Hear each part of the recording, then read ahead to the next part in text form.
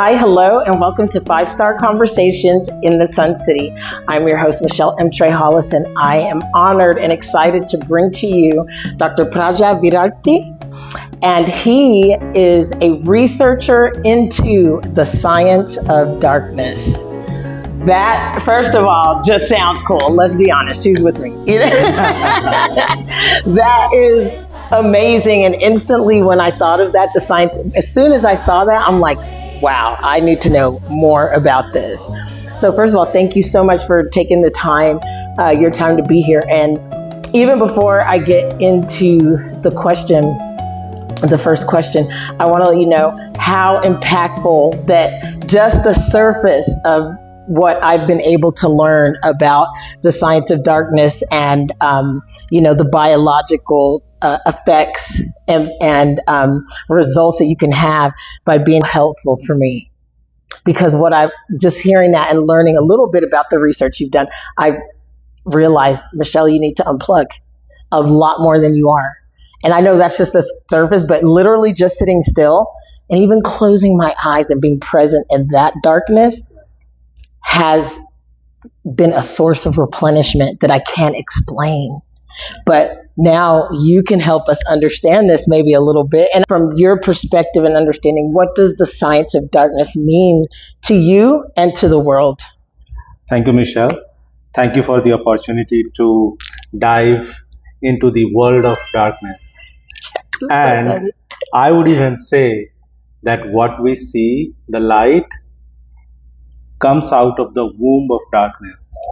And it is not just science, which it is also the art dimension of it, the spiritual dimension of it, and the knowledge and discovery dimension of it. So, and there is a whole biochemistry behind it.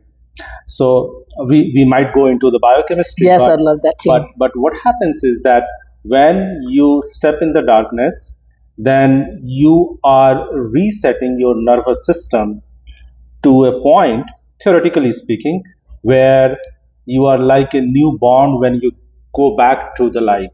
Oh my gosh. And then you have the energy, you have the curiosity to handle the world as to how it should be handled, like a child. Yes. Like a child with the wonder and awe. Yes. Oh. And it gives you so much wisdom. And so I have done darkness a few times, and when I come out of it, I say, why don't I do it more regularly? That's the human quandary, isn't it? So please explain, when you say that you have done the darkness before, and when you come out of it, you're like, why do I take so long to go back to it? What does that mean? What do you mean you go to the darkness? Going to darkness can be as simple as you go inward, where your life energies are focused inside when the light stimulus is not there. So you create a sanctuary or a room. Okay. You can get very sophisticated, or at the lowest level, you can have a room where there is no light, so no stimulation. And it takes a little bit of getting used to it. So you will struggle, you will fight, your mind will race, and you would say, what is this? Why am I doing it? What a stupid idea. But once you settle into it, then you are conserving nearly 70% of your energies. Ooh. Because we have five senses, hearing, smelling, touching, tasting, and seeing. Turns out that seeing part is the bulk of all the ways in which we gather information. Oof. So that's why meditation is powerful. Yes, it is. What we do in meditation, we close our eyelids. So it's a partial darkness, and it requires a lot of effort. But when you change your environment around yourself, then it's much easier to gain the advantages or benefits of meditation. And actually, I would say many times more, because it's complete darkness. with our eyelids closed, we can still sense the light outside. That's so true. I've thought about that too, because I've done meditation in the dark, when it has been, nighttime or whatnot, and you close your eyes. And of course it does give you, or, even I've even used eye patches, like a sleep patch or whatever. And it's a different experience. But I also did notice, to your point, that when I meditate, like in the morning, if I meditate outside, so for instance, in the morning during a meditation, my eyes, I'm feeling more of the red and the orange and the yellow colors. Yes. But at night, it's more of the purple and dark. And I find that interesting. Is there something, I wonder, does that mean anything? Well, it goes like this. So light, if you look into the science of light, okay, you would see the wavelength and the spectrum of light going all the way from red or deep red to the blue. So that's one dimension of it. The other dimension of it is that our biochemistry. So the cocktail of enzymes, I'm using the word cocktail in a very loose way, cocktail of enzymes we have flowing through our system in the morning is different from what we have in the afternoon, what we have in the evening, and what we have in the night. Okay. So if you bring the biochemistry of our human physiology, and if you bring the science or physics of light, then you come up with those instances where you can get the maximum benefit of closing your eyes or meditating, which is what you are experiencing, and which many master meditators have also found and talk about it. So morning meditation is not the same as evening meditation. Darkness is taking this whole idea to the highest level. To the highest. We are all about the highest level around here. Wow. Okay. So that is, you're saying that from nighttime meditating, that's different than the darkness you're even speaking of. Ooh, okay. Yes. Tell me more. Because, nighttime meditation, we still have some light. That's true. Hitting our skin or eyelid or our face. Our skin. Okay. Yeah. That's an important. Our eyes are what? Our eyes are an extension of skin. Yes, it is. With very advanced cells or neurons, light receptors, so that it can function more efficiently. Okay. So light coming to skin also has an effect. Not as much, but has an effect. Ooh. But when you go into the darkness, then you have eliminated all the possibilities of any light coming to you. Okay, so you're saying like you're getting in a room with no windows. Yes. Ideally, probably. Yes. And even if you have windows and you're needing to maybe put foil on your. I remember my mom used to do that because she was a visiting nurse and she would work 24 hours. So she used to have foil on her windows, and maybe that was to create that deep darkness. Sure. And complete darkness means no light at all. You open your eyes, look everywhere, and you don't see not anything. A crack or anything, not a crack in the door, nothing. Oh. You don't see your fingers and hands. Oh. And it takes time. So there is a factor of time because once you go into the darkness, the body struggles, but then it switches slowly where certain hormones are then accumulated. So melatonin is the sleep hormone, which everyone knows about. What happens is that when you stay in darkness for an extended period of time, anywhere starting from 12 hours going all the way up to 4 days, then the melatonin in your system starts building up more and more. Usually what happens is that this builds up in the night. That's how you go to sleep, and that's why we have some certain supplements. Oh yes, but when the moment morning comes, melatonin starts converting into serotonin, which gives you happy hormone, feel hormone, energy. Gets you up and going. But when you are in darkness, then melatonin does never get converted to serotonin. Interesting. What does that do to you? So it builds up. It builds up in your system. And then there's a whole cascade of things which may happen. From melatonin, you go into another form, and then they even claim another form of melatonin. You mean? Yes. So this is changing. It's even the melatonin is compounding. I don't know how to say it. It's even transforming. Yes. You would go as far as to saying that it causes immortality. Please elaborate.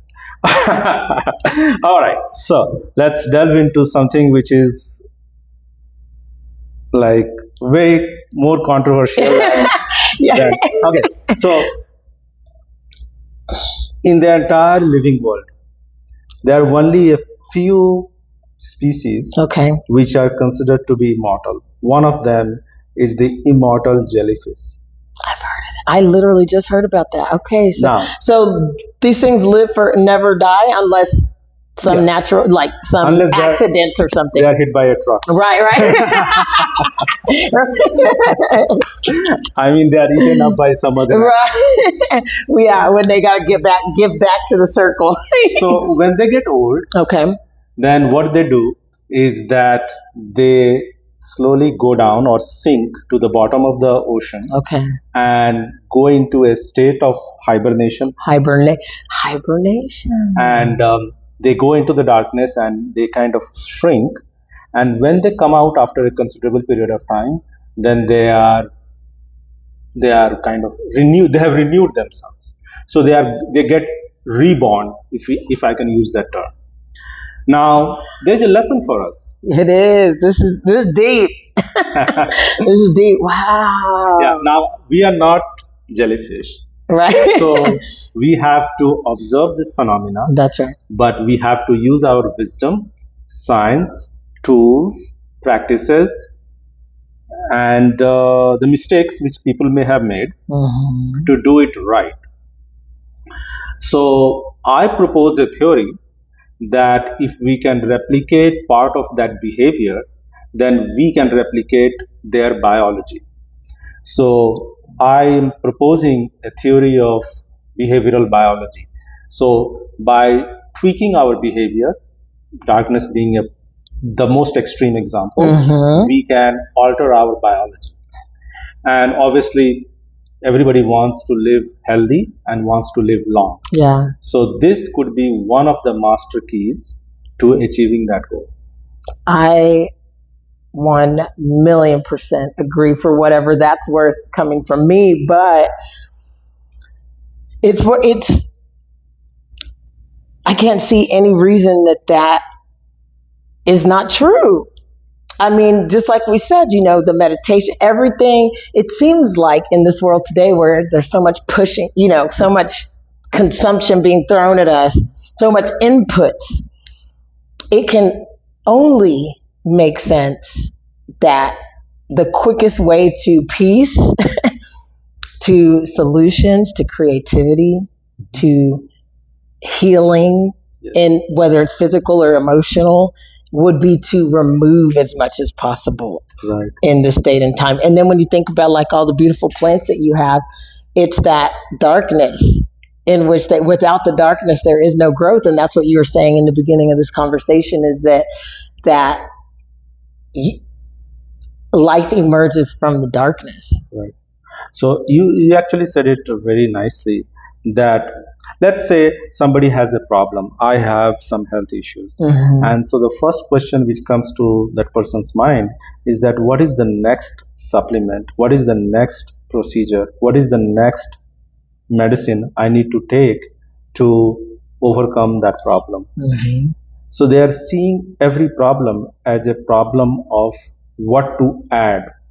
What if the answer is not in addition, but it is in subtraction? That taking away the thing which caused the problem in the first place. So there might be some benefit in inversing how we look at things. So subtraction, removal, deletion might be the answer to some of the problems. I'm not claiming that addition has no benefits, Of course, yeah. but in certain cases, you might want to take something away to resolve it. And darkness is one very powerful method of taking away all the stress, all the issues, all the thought process which we have, which has created the problem for us in the first place. And if one can do that, then many of the issues can be resolved. It, of course, does healing, and it also provides you the peace, compassion, generosity, forgiveness, and the knowledge. Once you know, then you can't, not know. And then you look at things very differently. Somebody may have, come across or harmed you or, wronged you at some point of time. Now, if you see that phenomena after you have come out of darkness, then you would say that maybe that person is suffering, and that suffering rubbed me in the wrong way. But it's not that person's fault. That person is not at peace. And therefore, the solution is not to be angry at that person, but the solution is to forgive that person. That's right. And have compassion for what that person might be going through before he or she, wronged you in a certain way. That's so true. And because there's a power in slowing down too, and it sounds like the darkness provides you with the opportunity to slow your body down. Yes. You're slowing down your body's functions, and that's giving that replenishment. And so you get to be, when you come back into the world, from doing these darkness, the darkness practice, I'm sure, I can only imagine. And no, I can more than imagine, because I've been through it a lot. It's like once you remove everything and you slow down, it's almost like you can see things from like you're removed from that, just like you're saying, you're removed from that altercation or that friction or that frequency, that energy. You're removed because you've reset your body, your mind, and your heart and your spirit within yourself. And I love that. I love that very concept. So, you've done this before. You've done the it's up to 4 days. Have you done, that's like the recommended, because I know you said it could be as little as 12 hours, but it could be up to 4 days. Well, it can be as little as 12 hours, of course. And what is the upper limit? Nobody knows the answer. Okay. But something happens in 3 to 4 days. Then something else happens in 8 to 9 days, and something else happens afterwards. I've done 36 to 40 hours several times, maybe over 15 times. Okay. I have done 3 to 4 days of dark room 3 to 4 times. Okay. And I have done 9 to 10 days of darkness one time. And I'm planning to do another darkness in the coming future, in the near future, which is going to be the longest for me. I have a plan in my mind. Okay. And I don't know how many days I'll be able to do. Okay. I have a very ambitious plan, I should say. Okay. Okay. And what is your reason for wanting to do that? What is your reason? However, reasons, I'm sure there's more than one. There are multiple reasons, of course. Health, longevity, clarity, knowledge, rest, and the sense of challenge and adventure too, and finding meaning and purpose in life. Because you get to know who you are, you get to know your position in the world, and you get to know where you would like to be. So it equips you, this darkness experience will equip you with the knowledge and the tools, the emotional and the psychological tools to accomplish what you want to accomplish. So let's say someone is a business person, or someone is a politician, or a an artist. Mm-hmm. Now everyone is grappling with certain problems. Yes, and very different between them, right? Yes, but the answer to those problems lie within. So when you go within, you get to discover the answer, and the answer gets revealed to you. Oh man, that's so cool. That is so important.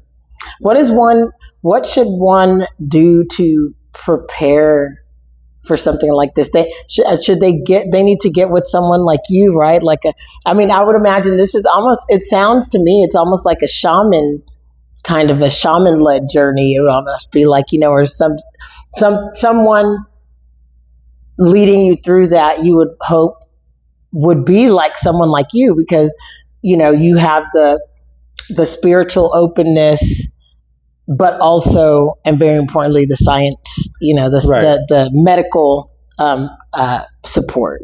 Right. So I would like to really make it clear that while there are anecdotes and stories of this being practiced in certain parts of the world at certain point of time, but being a behavioral scientist, having my training as a PhD, and being a student of physics, chemistry, biology, and math, I look at things from the perspective of evidence. So while evidence and data is important, subjective experience is also important. So I don't separate those two, or I don't say one is superior to the other. So we have to draw upon both aspects. So I have dived deep into the science and the technology of darkness, and I'm very convinced as to how and why it is doing what it is doing. So, for example, let's say we have a health problem, say a knee pain. So suppose I have knee pain. So something is going on wrong here. My body does not have enough energy left while I'm living my life and going to work and juggling between overstimulated. Yes, I have so much stress in life. So it is not able to do enough to heal my knee. When I go to sleep, it helps, but that's not enough to completely heal my knee. Medicines will help, all the procedures will help. Darkness is another tool, because now you have, as I was explaining, 70% of your energy, which is available to your body to send to your knee and do what needs to be done. Yes, wow.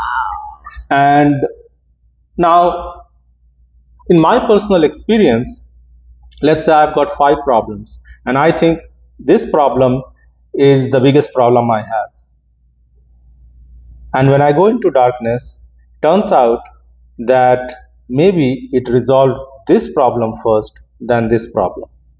So there is a greater wisdom available in nature than what is available right here, because, like everyone's mind, my mind is corrupt too. Maybe I'm paying more attention to what people would say, how my skin is looking. That's right. And I'm worried about skin, whereas my body is saying that I need to heal your heart, not your skin first. Yeah. Ooh, that is so good. Oh my God. And I liken this to fasting too.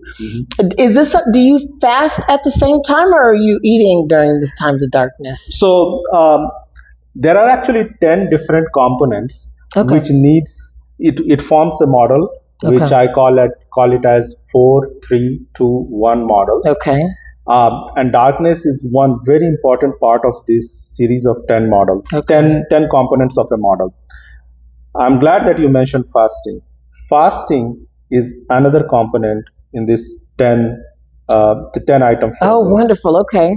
Now, if you haven't done fasting, and if you haven't done darkness, jumping to the deep end of doing both can be a very quite the vivid experience. I can totally see that, because I've done fasting before. I fasted for 7 days, and Dr. Vidyarthi, so I did a 7-day juice fast, and this was freshly squeezed juice, not the store-bought juice. I went and bought vegetables. I bought beets and onions, and I bought apples and oranges and grapefruits and watermelon and greens and kale and everything. And the reason I did it was because I was having some sort of gastric issue of some sort, and I didn't know what it was. And I thought, what is going on? And then I went to the doctor. They had no idea what was going on. It was so persistent that they did an endoscopy. I had them, because I'm like, something, I can't explain it, but it felt like my nerve endings were frazzled. Right. And I felt like I noticed it. And this kind of goes back to something you said too, like earlier, instead of, what if you notice that there's something else wrong? Or what if you notice that taking away is more of what we need than adding to? But it starts with noticing. Right. And I noticed that when I would eat, it was like every time I would eat, I would have this physical reaction. Yeah. And then I noticed when I ate bread and everything. So how I found out about this fasting protocol was from church. These women at church it was called Fasting to Freedom. And it was a PDF, and she sent it to me. As soon as I read it, I'm like, you know what? I'm going to try it. And there's something about when you're facing something that's uncomfortable that makes it easier to try anything. Right. And so I did that. I did not eat anything. They had me completely empty. With psyllium husk and all that, like completely empty everything and shut the stomach down. Again, it's the stopping thing. That it was supposed to shut the stomach down, and then this juicing was taking the fiber out so that I was just absorbed the nutrient. And apparently, my stomach was given the chance to rest again, like you're saying. And wouldn't you know, 7 days later, I was completely healed, and I've never had that experience again. Great, awesome. But that's why I was thinking, like when you're saying how things get to be replenished in the darkness, I could see how that comes together. And so you're saying with the science of darkness and your methodology that you're putting together, there is a fasting element? So there is a science of fasting. There is science of dieting. There is a science of cleansing. There is a science of making your body aligned and strong and resilient. There is a science of breath work. There is science of how you rest your mind. There is a science of how you belong to a community and family and friends. And then there is an entire science of sleep and rest. And then ultimately you have the meaning, purpose of your life. So all these components need to be in place, and they all help each other. Now, as I said earlier, that fasting is powerful, which you have experienced personally and millions of other people have experienced. Darkness is also powerful. If you combine, it is going to be extremely powerful, but caution. Yeah, not everybody's ready for that. If you haven't done fasting, if you are not a master of fasting, and if you are not a practitioner of darkness, combining those two can be a recipe for disaster. Yeah, because even in the book and in that PDF that I have read about the fasting and the juice fasting, even doing a juice fast versus a water fast, they usually say start with the juice fast. If you're going to do a longer fast, start with, and then they even said, if you've never fasted before, start with just eating fruits and vegetables first, to even, like, if you've never fasted before, because, because the release of toxins, right? So if you're having a release of toxins and you're in the darkness, I could see how that could be more harmful than good. Right. Yeah. So all the 10 components, you can combine some of them, and you can get more synergistic benefit of 2 or more processes. But you have to be really, really careful. Yeah. And you have to observe, watch, work under guidance, and then slowly enter an area or a domain where you have 2 or more practices combined together. And there is also a sequence. Okay. Oh, okay. There's a sequence, because like an order to things. An order to things, okay. Right? It's like, when I teach a certain course, there are prerequisites for my students. That's right. That's right. Yeah, that's right. Yeah. So, for example, if you don't know basic math, how are you going to do accounting or finance? That's true. You can't do that.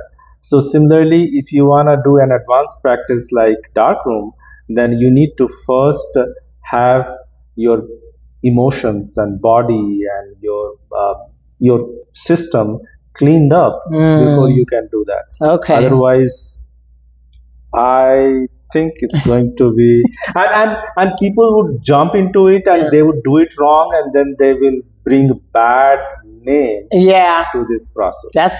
That's so much of just the growth journey in general, and the spirit journey and emotional intelligence journey in general. You know, people just expect, you know, and it's almost not their fault though, because people do this. They sell a dream. You know, everyone wants to just go to the weekend retreat and just slap it all, you know, put it all together, have that extreme transformation. And yes, a lot comes up, but if you're not prepared to handle it even after the fact, it can be harmful.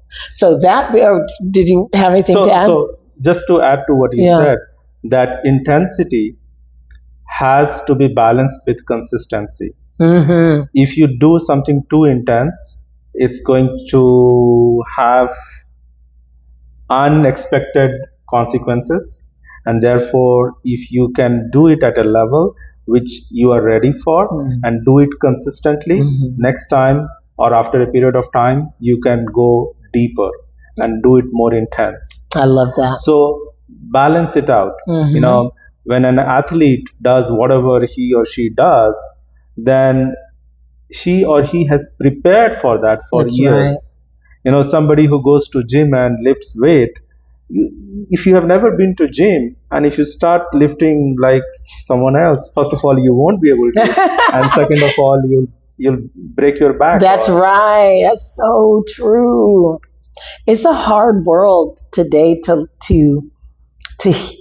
really hear that and accept it. Yeah. Because we live in a world that not only wants the fast microwave solution to everything and the quick hack, the life hack or the biohack or whatever, but we can't accept that life is long if we're doing it right, and that what are you in a rush for? People, I'm like, if you get something fast, what is it? How is that really going to change your life? You know, yes, I can go and I could go and this is no like negativity, but maybe I may want to lose weight, and I could take Ozempic to lose weight, to lose more weight. But do I really need to do that? Now, some people do, and there's no question, because they need, maybe they have diabetes is really, the main reason, or there's other circumstances or components that their health is at risk and they need a quicker solution. But even then, to your point too, even then, what good is a quick solution if it's not maintained? Yes. I'm glad that you mentioned the GLP like Ozempic, and it is awesome that it is having so much, people are being helped. But I would also say that one has to be cautious about how you proceed losing weight. I can tell you a faster formula of losing weight than taking those drugs. Cut off one of your limbs, you will lose weight. That's true. That's true, but does that mean it's a good idea? Yeah. That is a quick way. You're not lying, and then you'll lose blood, which will be bad. No, you're right. No, I'm not against those. Of course, no, because some people need it. Yeah, there are situations and there are issues and everything. So there is a time and place for everyone. Yes. But at any point of time, when you say that this is good for everyone, and if your name, I heard it from somewhere, if your name is not everyone, then it's not for you. Oh.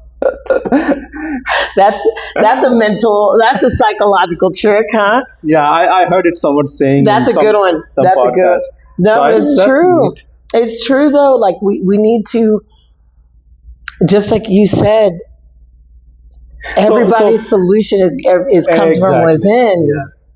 So you have to personalize things. There are in any equation there Yes. are more than one variable, and so if you start looking at things from a perspective where you leave out certain variables, then you'll get it wrong. Like for example, in stock market trading, at one point of time I was interested in that. So there is something called price, there is something called volume, there is something called time. Now I just mentioned three variables. I'm sure there are like 30 different variables. Sure. Now if you want to predict something based on one variable, you'll get it wrong. You have to take into account all the variables. Yes. When you bake a cake, okay, so what do you need? You need 3 or 4 ingredients: Yes. temperature, time, amount of water, etc. Now you say that I want to improve my baking skills by adding more sugar. Beyond a point, that cake won't taste good because all you did was focused on sugar component. That's such a great analogy. So you have to look at it as a dance or as a recipe of various components. So if you want to lose weight, maybe you need to also look at how diet can help, Yes. how exercise can help, how stress management can help, how certain supplementation can help, how sleep can play a role, genetics can play a role, race can play a role, ethnicity and race, all these factors can play a role. And therefore it is wiser to look at things more, your age, your gender, all these factors will play a role. Yeah. And even your environment. Yes, definitely. Yeah. Just as you were saying, and that there's only so much you can do when your inputs, when you have certain inputs, and that's so important to understand. And so when somebody's approaching this, the practice of the science of darkness, you get them prepared. Have you worked with anybody else with it yet? I worked with a few.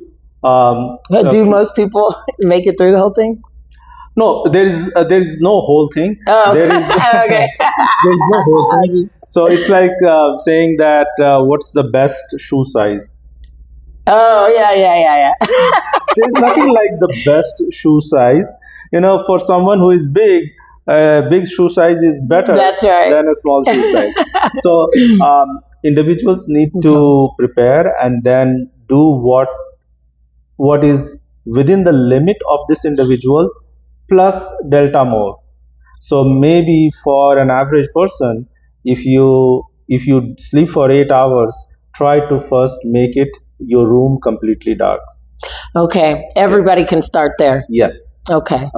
And then see how it goes. See how rejuvenated, rested you feel when you sleep in darkness. With there are tools available. There is an eye mask available. Then you pull the curtain of your room and try to make it dark. So you start there, and then if you benefit from it, and of course you would, then you extend it. Okay. But obviously, I'm not recommending that you spend all your working time sleeping. Okay. But once you have kind of filled yourself in terms of sleep quota has been fulfilled, then you explore the dimension of how I can look into darkness as a practice. Make sure that you have the necessary nutrient in your system. Okay. Make sure that you have handled the pressing emotional leakage and drains and stresses in your life. Make sure that just because you didn't go to work one day, you are not getting fired. So you make all those arrangements. Yeah, let's take everything. Yeah, so you got to spell it out for some of us, Yeah, and so and then you read about it, and then you slowly enter into this world, the world of darkness, and then you slowly take those steps. The first time I did was simply a 24-hour darkness. Okay. And can you walk us through that? Sure. So I was very surprised to find out that the entire day, so night was night, I slept, I went there Right. in the evening. The entire day, when I was in the darkness, all I did was sleep. For that first day? Yes. I'll wake up and then I bet that happens a lot because it lets you, then you realize your body's like, wow. You then realize, I realized that despite what I was thinking, I was chronically sleep deprived. Woof. I bet, I'm literally just throwing this statistic out there. I bet 90% of Americans, probably more. More. I would say almost all of us. Oh, me too. Especially now with, unless of course, unless you're off the grid. Unless you're off the grid, you are being stimulated all the time. Because I was thinking that too. But I don't want to keep hearing more, but I was thinking that too because I'm thinking, okay, so even if I was able to get it dark and completely dark in a room, I bet I'd still hear stuff. So you get to do some noise canceling. Okay, so an ideal setup would be one where you have no noise filtering into your environment. Yeah. But nobody lives in an ideal world. So do what you can. Okay. And so I have an arrangement in my place where not much of sound comes in. Okay. But if there is there is a fire alarm or something. Or something, then of course I would hear that. Oh, okay. So this goes. So you went in there. Yeah, I went in there. Night was fine because all I did was. So you started at night just to kind of natural. Okay, it's dark. Just to kind of give yourself the first prompt to just sleep. Yeah. You ended up realizing you slept for a whole 24 hours. Basically, you get up and then go back to sleep room. So I woke up the regular time. I suppose whatever 6 or 7 in the morning, and then I opened my eyes. And it is dark. You couldn't see anything. I don't see anything. Your eyes never. You have it so dark that your eyes don't adjust. It's like no matter how hard you try. Yeah. So it is dark. So that tells my body that it's still night. You can go back to sleep. And my body needed more rest. So I fell asleep again. And then after a couple of hours, I woke up and it is still dark. And so I fall back to sleep. And then it's around lunchtime, let's say. And so I get my food and I have that arrangement made. Okay. I get my food, I eat my food, and okay, it's a digression. No, that's okay. Every morsel of food, every bite of food would be 20 times more flavorful and deeper than how you enjoy food otherwise. Is that right? I'll tell you, there is a restaurant in London where they take you to dark room. They'll handhold you and walk you to a table and a chair, and it's completely dark. And you get the food served in front of you. You don't know what it is actually. Oh, really? That sounds fun. You tell them that you're a vegetarian. Right. And it's something which everybody can have it, and then you enjoy the food. And I had done it a few years ago in London. You? And I said, wow, this is so, the food is so special. And it turns out, after everything was done, I mean, it was good food. I wouldn't say that it was bad food, but the taste I had was really way more than what it was. Yeah, you were able to hone in on the taste. Yes. So when I first did dark room, I was reminded of that experience. Okay. And actually much more than that. So that is one experience, and then you have a nice meal, and then you get to rest again. Okay. And then I don't know when, but I dozed off again. And so maybe another few hours of sleep here and there. You wake up and you sleep. You wake up and sleep. And slowly it became more and more refreshing, more and more rejuvenated. And so within no time, it was next day morning, and then I woke up and things were fine. So it wasn't very hard the first day, because all I was doing was sleeping. That's right. Yeah. But as you go into 2 days of darkness, then your mind says, okay, now I'm available. What do I do? Ooh.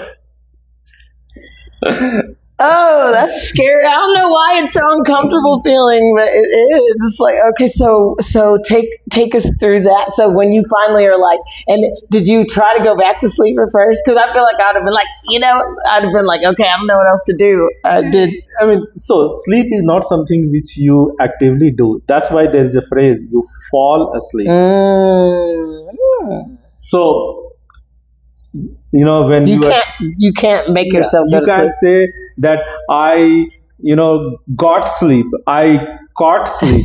You fall asleep. That's true. So you can't force yourself to sleep, in a way. Mm-hmm. So anyway, so when you do longer dark room, then your mind says that's when the fight begins. That's when the real benefits start. That's when your body starts almost, okay, I'm just, I'm thinking it's when your body starts saying, okay, now what do we do? Even your cell, on a molecular level, because you're like, okay, wait, now we're doing something different. Yes. And you start to experience that in your brain. How are you feeling once the fight begins? When the fight begins, you get such complex thoughts in your mind and the mind wants to talk you out of this whole thing. How stupid is this idea? Yeah. What's wrong with you? And so you have to really, handle your mind in a very gentle way, but still fight it. It's like as you discipline a child, when you are disciplining a child, you are not really an enemy of your child. That's right. But you still want to discipline. That's right. Similarly, your mind becomes the child which wants to rebel and which does rebel. Yeah. And you gently handle your mind. Okay. And you continue doing that, and it comes up with so many tricks to tell you why. I remember the argument I had. My mind gave me that argument. What was it? This is like the worst kind of imprisonment when they put you in solitary confinement. Oh yeah, well, and that is essentially what it is. But you're your own. So your brain was saying, like, what? Yeah. Why are you punishing yourself? Yes. Is kind of the story that was coming around. And you say you talk yourself out of that. How does one go about doing that? So if you have done your homework, if you have read about it, if you understand the benefits, then you will do it. That's true. First time when you go to gym, when you work out, it hurts. Yeah. But you have heard enough from other people and you have seen enough to know that there is a brighter and better time once you have addressed the initial resistance. And my mind tries to walk me out of the gym too, like what? Because like, what do you think you're gonna look? Who do you think you are, Arnold Schwarzenegger? Who do you think you're gonna be? Look at you. You think, what's the point? Same goes with fasting. It does. Like you say, why are you starving yourself? No, actually, there is a difference between starvation and fasting. Yes. There is a difference between, punishment of forced labor versus working in the gym. Yeah, exactly. It's a choice. It's a choice. It's your personal choice. It's the element of willingness. It's the element of you volunteered to do it. And that, the world is not coming to an end. There is light at the end of the tunnel. Yeah. And therefore, you can keep going. And again, I would say one more time, and I'll keep saying this every time, that you have to know what you're doing. Yeah. The proper guidance, proper preparation, you slowly do it. I'm glad you said that too, because that was my experience with the fasting thing, is that because I was I have a question with this, because the reason that, first of all, I took the time to read the manual, the PDF Fasting to Freedom, was because I was in physical pain, and I'm like, and I had went to the traditional medicine and the doctors, and they gave me this, but none of that was working. And so finally, and I had this other opportunity, which was more of a spiritual thing, the Fasting to Freedom, which is also a science thing, but I'm reading it. The words are meaning more to me because I understand like what this can mean for me. If this person is, if they were able to clear up their health conditions, then maybe it might work for me too. So I'm reading with a different set of eyes. And I'm reading, for like a week before I actually fasted. So again, that's another point of your saying, I didn't just say, let me just try not to eat and see if that works. Cause you're right. To your point, I'm going to get hungry and be like, why am I doing this stupid? Yeah.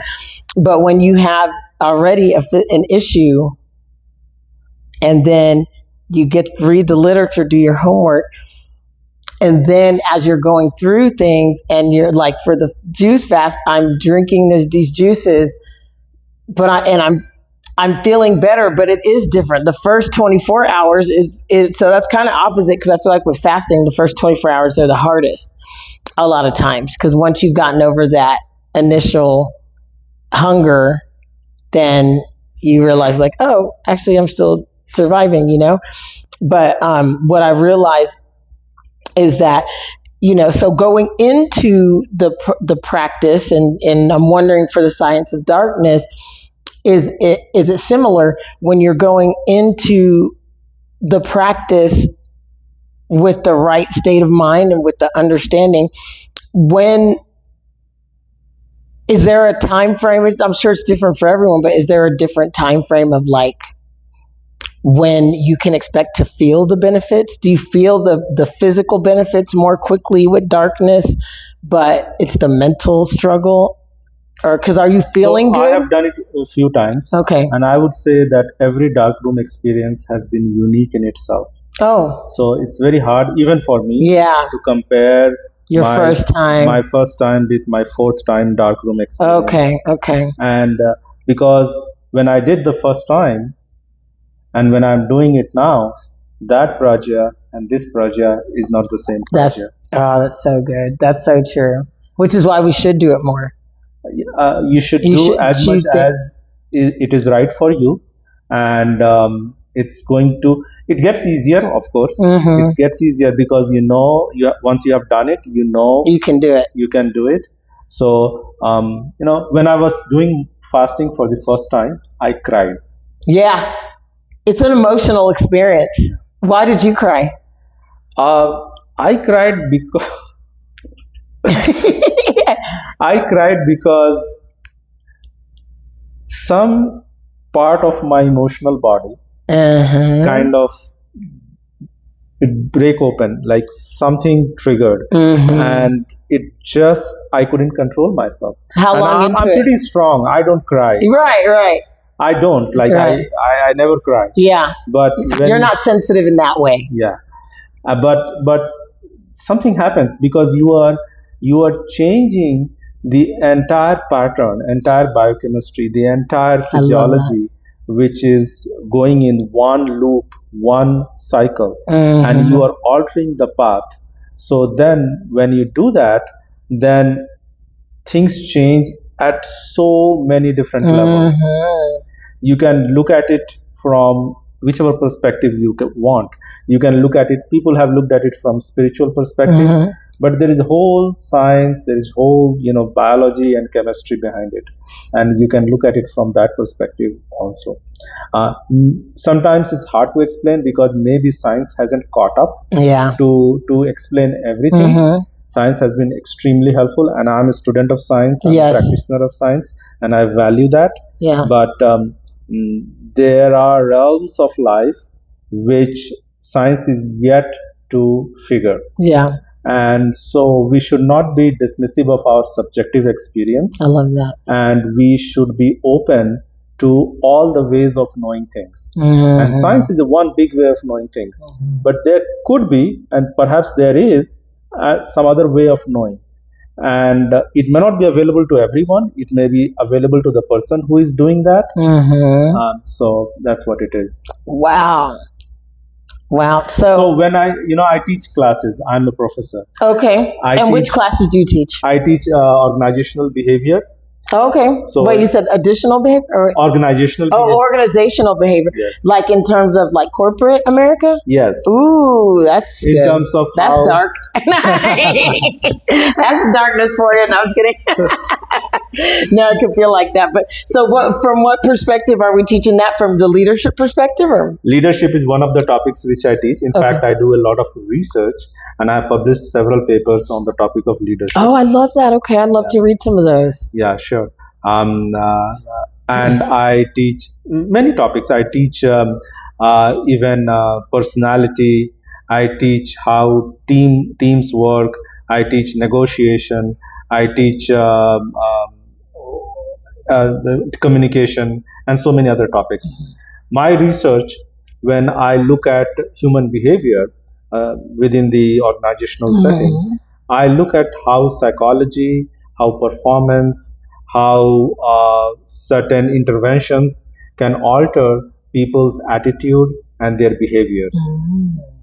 So I have been trained and I'm fortunate to have the necessary background to understand behavior from psychological perspective.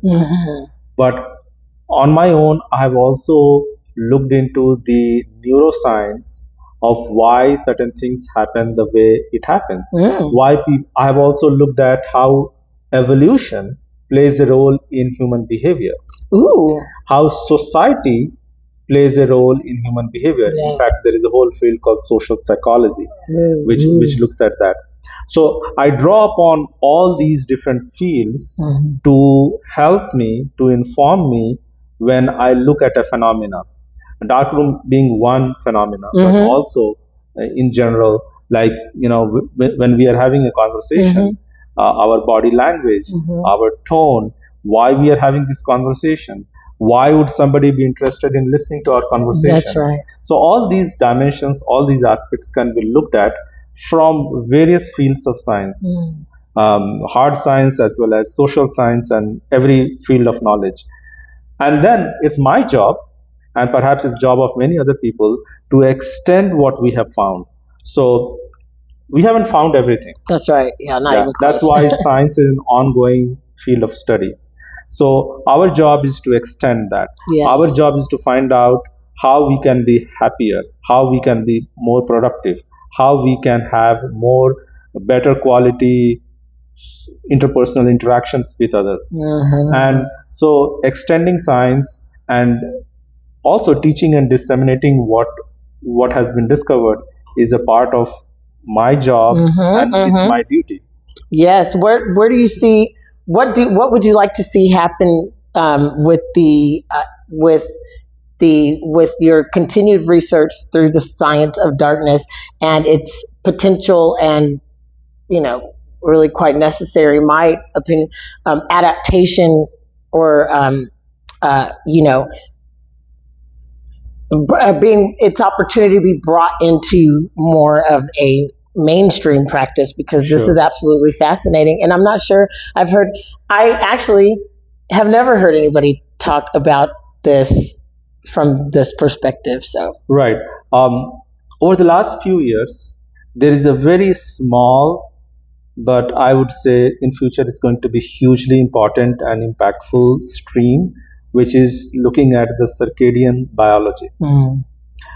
And I think that's where it is starting, where we are looking at the light and darkness, the sun cycle, as a necessary and important input to our human physiology.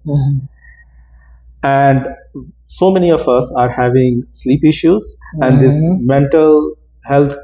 We are in the midst of mental health crisis. I mean, it's a pandemic, and truly, and I feel like it was a comorbidity, definitely a comorbidity of even when COVID. It's because of this mental health issue, these mental health issues. I always said narcissism was the comorbidity of COVID, and I only say that because people are willing to hold on to any story in order to just even with the facts or even with the science or anything, people were just so steadfast on a narrative that they were willing to die over. And I mean, and that's kind of what happened. You know, and it can be explained in one way. No. It can be explained why do humans behave in such so-called irrational manner. But that's a whole topic in itself. So extending the impact of circadian biology on your health, your longevity, your performance, your how you deal with others, your family members as well as your work colleagues, can be transformational, both at individual level but also at the societal level. And one big piece of that is approaching this whole thing from the darkness perspective. Yes. It's an extreme view in the current, the way things are right now, but maybe going to gym was extreme 100 years ago. I don't think that anyone that watches this is going to not have an eye-opening, pun intended, experience. And because it seems so, again, it seems almost obvious. Yeah, it will eventually go there. Yeah. And so I'm extremely hopeful, and I'm positive that in my own lifetime, in the next 10, 20, 30 years, we would see people exploring this aspect of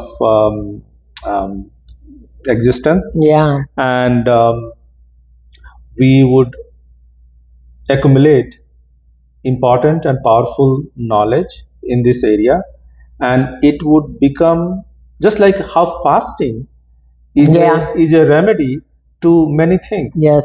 Similarly, utilizing circadian biology, utilizing darkness as a tool, as a method, I'm hoping, and I wish that this becomes available to health practitioners. Yeah, to individuals, and we reap the benefit of what it has to offer, and it has a lot to offer.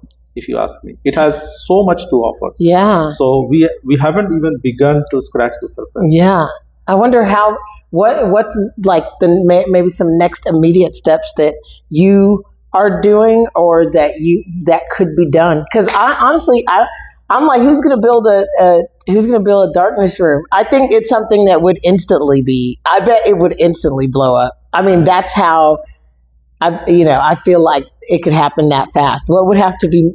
Is there anything like that around already? A darkness room? Not here in this part of where I live. Oh, we need to make one. But sure. I'm always trying to. Sure. No, seriously, I feel like this El Paso could be known for the people could come here, and then go on this. I hate to call it a retreat because that sounds so grifty, but it's a recovery. There'll be a recovery. It's a reset. It's a reboot. You are rebooting your own reboot. System. Yeah. I feel like that could be really like you're really onto something with that. It's a boot camp to reboot. Yeah, there you go, a reboot camp. I love it. But I wonder what it would take. That we're gonna have to research in that. And I feel like I could talk to you for hours because I'm absolutely fascinated by this conversation. Again, ever since I laid eyes on the science of darkness, it sounded familiar. I mean, that's what I mean. Like, it seems so obvious. I feel like I have this feeling that this is going to be a very attractive conversation because it just seems so obvious.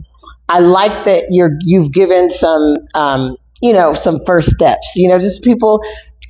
I know there's not even a question. We all know that if we all made our rooms darker and just left our phone outside of our room and stayed and remained dark no matter what, if you wake up or not, just stayed in the dark, I would imagine all of our lives would be a million times better in 30 days. Or even in a week. I mean, just even with just that that time we're supposed to go to sleep, if we just turned everything off and got our place dark at a certain time of night and did not re-enter into the light and into these screens, just in that 8 or 9 hours, I'm willing to bet that just doing that would have a transformational experience for people. So, I hope that we can talk again about more of the biochemistry sense of what is happening in your body, like to your body from your observation and research, what is happening to your body the longer that you stay in darkness. And you're saying, yeah, that 8 or 9, your normal sleep cycle, if you just get as dark as possible, that you're going to see benefits, right? Yes, that's where you begin. And the second point which you made is that keeping your phone away. What do most people do when they wake up? First of all, they wake up by the alarm or the light or on their phone, which is so opposite to how nature has designed us. But that's a whole another conversation. One piece of advice I can give, and again, there's a whole behavioral part of it, is that look at the sky before you look at screen. Yeah. Wow. And it's challenging for most people, but there is you can nudge yourself towards that direction. We can have a conversation another time. Yeah. As to how we can draw upon our evolution, our genetics, and our science and tools and apps and gadgets to help us in that direction. I love that. You ever watch Andrew Huberman? Yes. Yeah, because he talks about light and circadian circadian rhythm all the time. But I was just thinking that would be so cool to have you on his podcast, because he's like the light guy and then you're the science of darkness, and you're saying similar things. But I guess we could wrap with this then, just for this conversation. And then, of course, thank for 15th of all, Dr. Vidyarthi, thank you so much for sharing your passion on this. I'm passionate about this too, because I believe that we as leaders, and you being a professor of organizational behavior, and I feel like we need more leaders that know how to be quiet. We need more leaders that know how to be less reactive and more creative, from, like you so eloquently put that, from emerging, the emergent, that light that comes from the dark. That was such a beautiful way to start the conversation. And so my last question for you is, how, and this is kind of more technical, it's kind of technical to ask at the end, but I'm just curious, after doing a darkness practice for so many days, how do you reintegrate back into the light? Because you know what it makes me think of? It makes me think of that Plato story, of the cave. Wait, is that Plato? The Plato's cave. Where are you familiar with that? No, I'm not. Oh, I'm not. But just to when you fast, do you break your fast by going to McDonald's? Not if you don't want to have hemorrhoids. So when you are in the darkness for how much so ever time, there is a way to integrate back to the normal life. Okay. You have to do it slowly, gently, and with awareness, so that you, first of all, you don't harm yourself, and second of all, you get the most benefit of what you have just done. Yeah. So sometimes if you do a longer dark room, then you may even take a couple of days to integrate back. Okay. So you have to do it slowly. I mean, like everyone else, I have made certain mistakes. One time I kind of, I had the opportunity, there was a nice, that was another place, another town. And I had to return back to my town. So I wanted to go and see one place in that town. So then I said, okay, this is the only time I have. So I went there after darkroom. I just went there, and it wasn't a good experience. It was, I would say, it was a traumatic experience. Really, because it was too much, or too much of stimulation, too much of sunlight, too much of playing. There was a lake and beach and sun and everything, wind and everything. Interesting. So that was I don't recommend that. Okay. So just slowly integrate. Wow. I'm so excited to continue to have more and more conversations. What is there? Can you let people know how they can follow your journey? Is there a way for us to keep in touch with you? You can look me up, Praja Vidyarthi, and I'll share my email address with you. Okay. You can put it somewhere. Yes, I will. And I also have a website. I'll send you the URL of my website. Okay, great. And then people can reach out to me. They can write me an email and they can send me a message, and then I'll try to share whatever I have understood and whatever I have gathered so far. And I'm always available and open to continue the conversation and encourage everyone to look into this aspect of it with caution, with preparation, and explore something which you may have never thought of looking into. And so this is going to the womb of creation. The darkness is the way to become reborn or to become immortal. Now, don't misinterpret the word immortal. Rejuvenated. Yes. Yes. I mean, in so many of the spiritual conversations that our spiritual, the masters, they all seem to have that 40 days and 40 nights of going within and being in the wilderness, in the darkness. I think you could really, as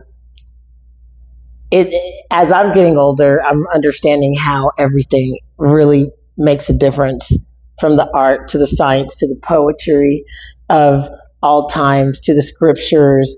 And now, like for you and as a doctor in research, you're bringing the science to it all. So thank you for the work that you're doing. It's helped me tremendously. I hope this has helped so many of you. And be sure to follow Dr. Vidyarthi, or if you have any questions for him, reach out, and make sure you stay tuned to 5-Star Conversations in the Sun City, where we're going to have more of these conversations and meet more amazing experts right here in the borderland and beyond, so that we can all be happier, healthier leaders and members of the community and our family. Thank you so much. Thank you very much. Thank you. Take care.